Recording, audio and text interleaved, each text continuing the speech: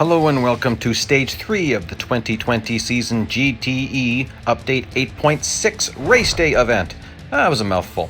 Okay, so here we've got some time trial type of events. This one's got a couple of requirements like a drafting requirement, but there's no off-track requirement. So that's unusual for a time trial. So you could do some off-track driving if you wanted to. I'm not.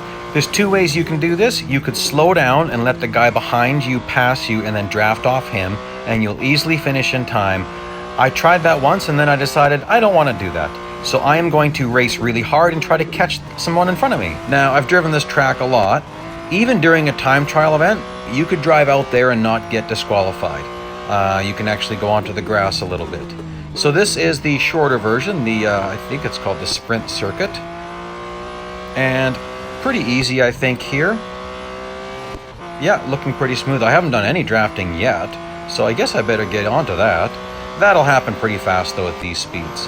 And then coming up to this corner here, this last chicane, a lot of people don't realize that, especially if you're using assists, there's sections here, like driving right there and right there. That wasn't off track at all. You're allowed to drive there, and you can test that in a time trial, in a regular time trial.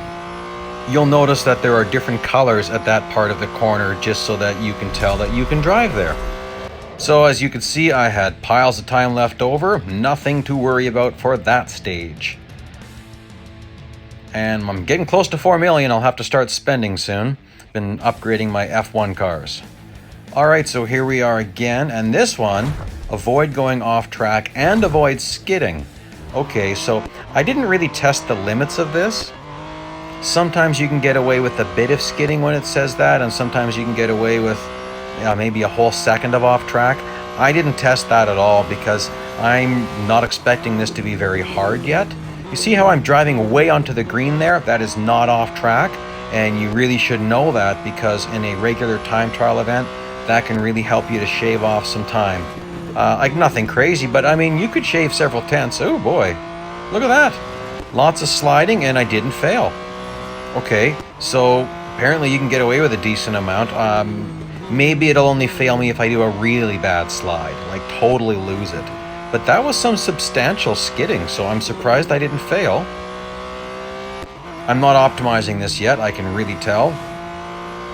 That's a little bit better. No drafting requirement here, but if I can get a bit, I will, because it'll help me to finish faster. Boy, he's going to be right where I need to be. That's a horrible race line. What is he doing? Oh well. So that right there, you see how it's a very different color? That's how you know that's not off track. You're allowed to drive there, but the bots won't. So it's kind of funny. Don't always do what the bots do. There's a lot of times they don't optimize the track. So let's see here. Oh, I had piles of time left over. Absolutely nothing to worry about for that stage either. And getting a little bit of driver XP each time.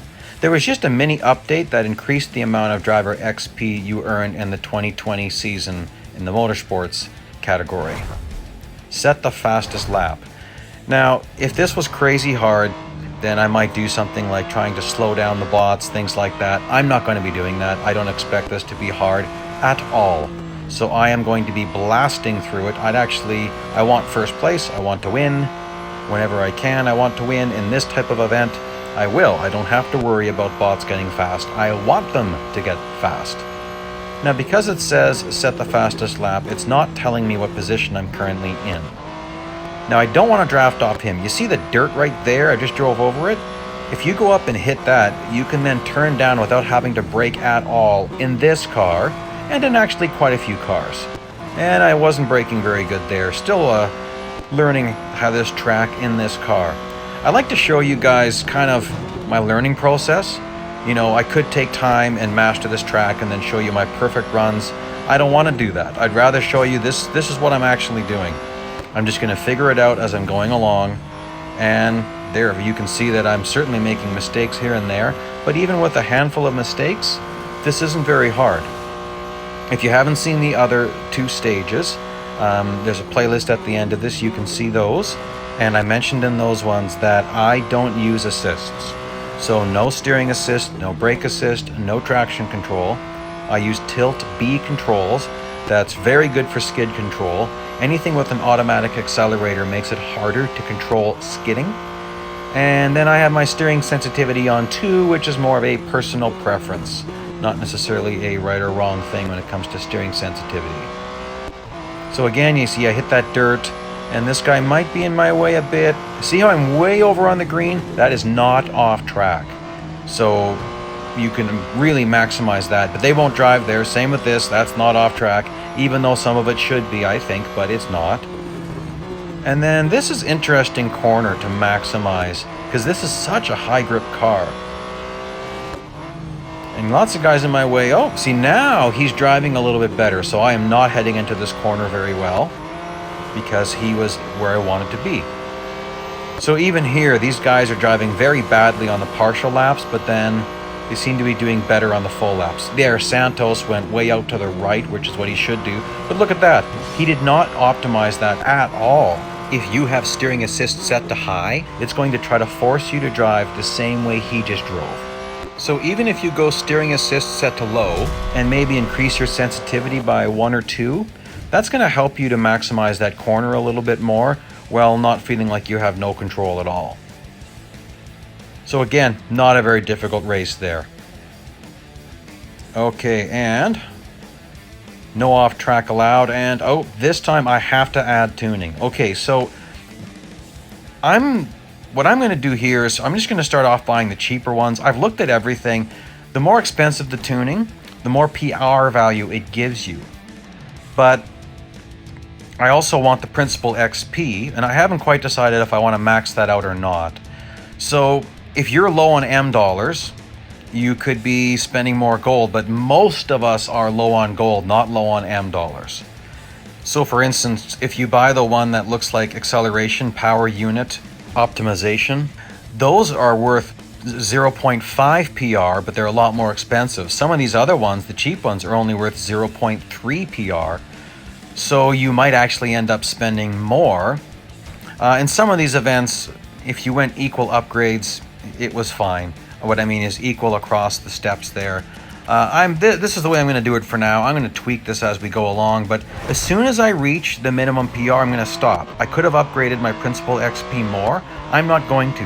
I want to make sure I'm doing this with the minimum so that other people can see what I'm doing. Obviously, I have the currency that I could buy more, but the reason why I have so much currency is because I am very careful with how I spend it. I generally only buy upgrades if I have to or if they're on sale. And if you've been watching my videos before, you know that I was around 14,000 gold not that long ago, and all sorts of sales came up that I've been waiting for, so I just went on a spending spree. I haven't been under 10,000 gold for a long time, and I know, oh yes, too bad for me. Believe me, I remember what it's like to have no gold at all. So I have lots of currency because I have done piles of endurance racing in the past. One of the things I'm known for is endless endurance racing, where you can run as long as you want to run in certain cars on certain tracks. And on bonus fame days or bonus R days, you can earn ridiculous currency. And then if you do that on certain days of the month and even certain days of the year, you can really cash in. For example, I've earned over 2.5 million fame and over 3.9 million R dollars in just one really long race. And I'm going to put a link to that one at the end of this video if you haven't seen it. That particular race, it's only been happened a few times in the game, but it's an example of what can happen. Okay, so I'll throw up the playlist link here as well. That's the end of stage 3, and I'll get working on stage 4 for you. Thank you for joining me, and please subscribe if you want to get these videos as soon as I'm putting them out.